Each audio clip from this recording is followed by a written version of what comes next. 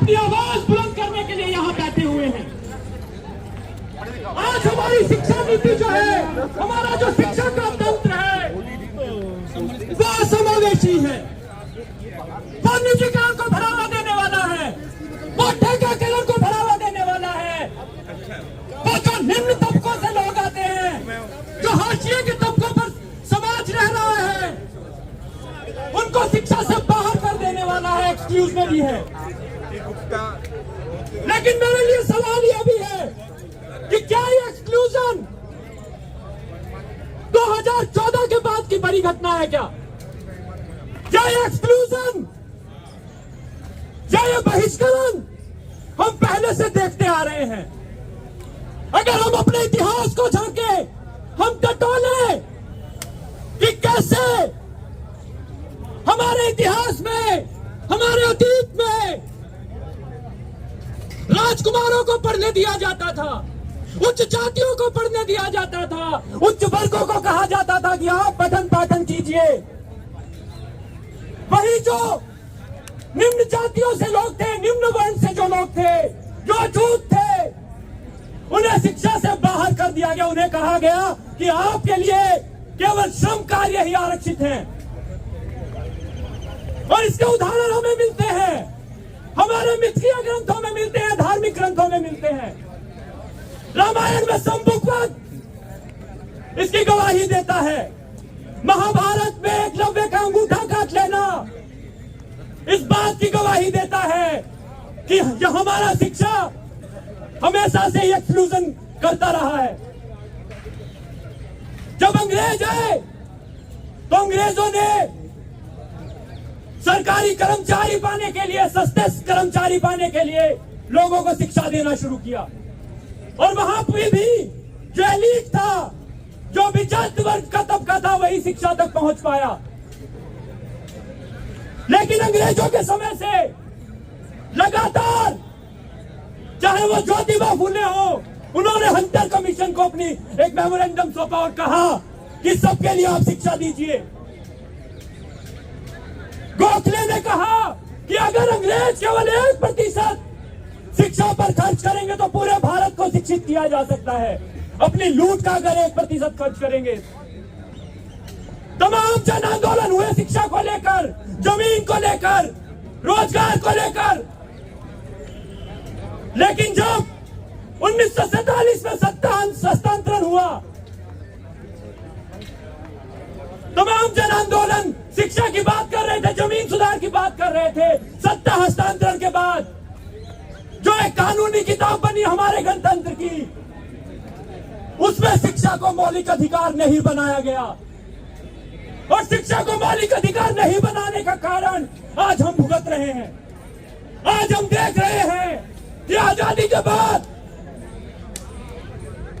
जितनी भी राष्ट्रीय शिक्षा नीति आई है, चाहे वो 1968 की राष्ट्रीय शिक्षा नीति हो, चाहे 1986 की राष्ट्रीय शिक्षा नीति हो, चाहे अब 2020 में आने वाली राष्ट्रीय शिक्षा नीति हो, कहीं पर भी केजी से पीजी तक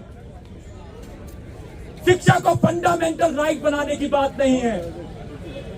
जो फंडामेंटल राइट बनाने की बात हुई वो आजादी के 62 साल बाद 2009 में। और ढकोसला देखिए, अधिकार के नाम पर ढकोसला इतना बड़ा कि कहा गया कि 6 से 14 साल तक के बच्चे को ही शिक्षा का अधिकार होगा। अरे भैया, 15 साल का क्या करेगा? और पहली से 6 साल तक का बच्चा क्या करेगा? तो हमें जो शिक्षा दी भी गई, अधिकार दिया गया, वो भी अधिकार के नाम खाना पूर्ति था। और आज जब हम देखते हैं कि किस तरह से इस समाज में दोहरी शिक्षा नीति मौजूद है, निजी स्कूल चल रहे हैं धड़ल्ले से, निजी यूनिवर्सिटीज को कहा जा रहा है आइए व्यापार कीजिए, शिक्षा बेचिए। आज प्राइमरी स्कूल से शिक्षा में बाजारीकरण हमें देखने को मिलता है, गैर बराबरी हमें देखने को मिलती है। गरीबों के बच्चे जाएंगे घटिया सरकारी स्कूलों में और अमीरों के बच्चे जाएंगे प्राइवेट स्कूलों में। और यहीं से समाज में गैर बराबरी की नींव भी पड़ रही है कि जब एक अमीर अच्छी शिक्षा लेगा तो मैनेजर का बेटा मैनेजर बनेगा, डॉक्टर का बेटा डॉक्टर बनेगा प्राइवेट स्कूल में जाके, इंजीनियर का बेटा इंजीनियर बनेगा, लेकिन मजदूर का बच्चा कहां जाएगा? दलित का बच्चा कहां जाएगा? सफाई कर्मचारी का बच्चा कहां जाएगा? ठेले वाले का बच्चा कहां जाएगा? ये सवाल है हमारे सामने। अगर वो सरकारी स्कूलों में पढ़ेगा तो रिक्शा चलाने वाले का बेटा बनेगा रिक्शा चालक, जूता पॉलिश करने वाले का बेटा बनेगा जूता पॉलिश करने वाला, सब्जी बेचने वाले का बेटा बनेगा सब्जी बेचने वाला। और आज ये विडंबना है हमारे शिक्षा तंत्र की। और दिल्ली में भी आप देख लीजिए कि आज दिल्ली जैसे सेंटर में, देश की राजधानी में 90% कर्मचारी जो है सफाई में काम में लगे हुए हैं, वो वाल्मीकि समुदायों से आते हैं। तो इसका मतलब क्या है? इसका मतलब ये है कि ये जो शिक्षा तंत्र है वो गैर बराबरी को पैदा कर रहा है। वो अमीर के लिए अच्छे रास्ते तैयार कर रहा है और गरीबों को धकेल दे रहा है उन्हीं परंपरागत कामों में, उन्हीं शोषित होने के लिए उनको मजबूर कर रहा है। और ये हम सब जानते हैं कि कैसे 12वीं के बाद 13वीं के लिए जब एडमिशन होता है तो गरीब घर से आने वाले छात्र, सरकारी स्कूल से आने वाले छात्रों की 13वीं हो जाती है। ये बहुत इंपॉर्टेंट चीज है। हमारी संस्कृति में 13वीं होना बहुत बड़ी चीज है। जब कोई मर जाता है तो उसकी 13वीं होती है। यहाँ पर बहुसंख्यक गरीबों की शिक्षा की 13वीं हो जाती है। तो हमें ये सवाल उठाना पड़ेगा, हमें यह पूछना पड़ेगा कि निजीकरण को बंद क्यों नहीं किया जा रहा। हम सब यहाँ बैठे जो लोग हैं जानते हैं कि बीमारी क्या है। बीमारी है निजीकरण, ठेकाकरण। बीमारी है कम स्कूलों पे कम खर्च करना, बजट कटौती करना। और हम यह भी जानते हैं कि बहुसंख्यक लोगों की आवाज को हम बुलंद कर रहे हैं। लेकिन क्या कारण है? क्या कारण है कि हम लोग इतनी बड़ी समस्या को उठाने के बावजूद आज सफल नहीं हो पा रहे हैं? यह आत्मालोचना का बिंदु होगा। क्यों हम सफल नहीं हो पा रहे? हम इतना जरूरी मुद्दा उठा रहे हैं। उसका सबसे बड़ा कारण यह हो सकता है क्योंकि हम ये मानकर चल लेते हैं कि शिक्षा का संबंध केवल शिक्षार्थी से होगा और शिक्षक से होगा। हम स्कूल की चार दीवारी के भीतर समस्या ढूंढने लगते हैं, कॉलेज यूनिवर्सिटी के भीतर समस्या ढूंढने लगते हैं। मैं कहता हूं कि हमें जो छात्र, जो युवा स्कूल कॉलेज तक नहीं पहुंच पाया, उसका विश्वास जीतना पड़ेगा। हम उसका विश्वास नहीं जीत पा रहे हैं। और जब वो छात्र, वो युवा स्कूल से और शिक्षा की व्यवस्था से बाहर होगा तो वो हमारे आंदोलनों में जुड़ने से कतराएगा, कहेगा कि मैं तो शिक्षा से पहले ही बाहर हूं, मुझे क्या। तो हमें उनका समावेशन करना होगा, उन युवाओं को अपने आंदोलन से जोड़ना होगा। दूसरी बात जो सबसे महत्वपूर्ण बात है कि जब हम इतना जरूरी मुद्दा उठा रहे हैं तो हम जनता का विश्वास क्यों नहीं जीत पा रहे? हम आज 50 संगठन हैं, हमारे पास 100 लोग नहीं है। ये हमारे लिए शर्म की बात होनी चाहिए, यह हमारे लिए सोचने की बात होनी चाहिए, हमारे लिए आत्मालोचना की बात होनी चाहिए कि 50 संगठन मिलकर 100 लोग लेकर आए हैं। तो हमें सोचना पड़ेगा कि क्या कमी है। कमी है कि हम उन लोगों का, जिनके लिए हम ये मांगे उठा रहे हैं, जिनकी बातें कर रहे हैं, उनका विश्वास नहीं जीत पा रहे हैं। हम उनका विश्वास इसलिए भी नहीं जीत पा रहे हैं क्योंकि तमाम पार्टियां हो सकती है कह रही हो कि एनईपी खराब है, उनके मंत्री हो सकता है कह रहे हो एनईपी खराब है, लेकिन पंजाब गवर्नमेंट में शिक्षा मंत्री, उनके नेताओं का बच्चा सरकारी स्कूलों में अगर नहीं पढ़ेगा तो जनता आपसे नहीं जुड़ेगी।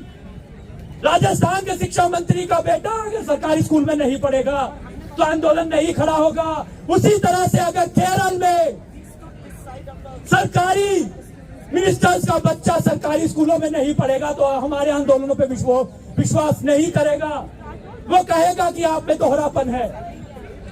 जब हम यहां से केजी से पीजी तक के लिए सबको समान शिक्षा की बात कर रहे हैं, निजी स्कूलों को खत्म करने की बात कर रहे हैं, तो हमें देखना पड़ेगा कि जब हम यहां से इस मंच से बात कर रहे हैं कि केजी से पीजी सबके लिए समान शिक्षा, तो हमें भी एक आदर्श रखना पड़ेगा कि हमारे बच्चे भी उन्हीं सरकारी स्कूलों में जाएं जहां पर गरीब गुरबे के बच्चे पढ़ते हैं, मजदूरों के बच्चे पढ़ते हैं।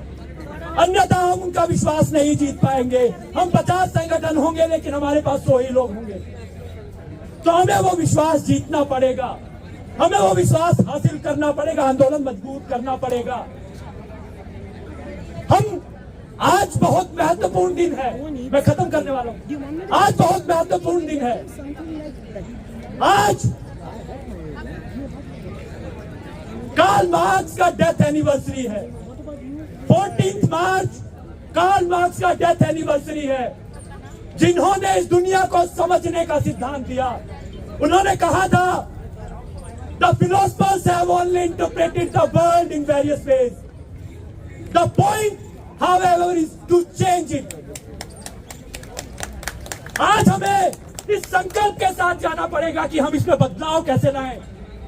मार्क्स के इस कोट को मैं देसी तर्जुमा हमेशा इस तरह से करता हूं कि बहुत हुआ दर्शन, चलो अब करें प्रदर्शन।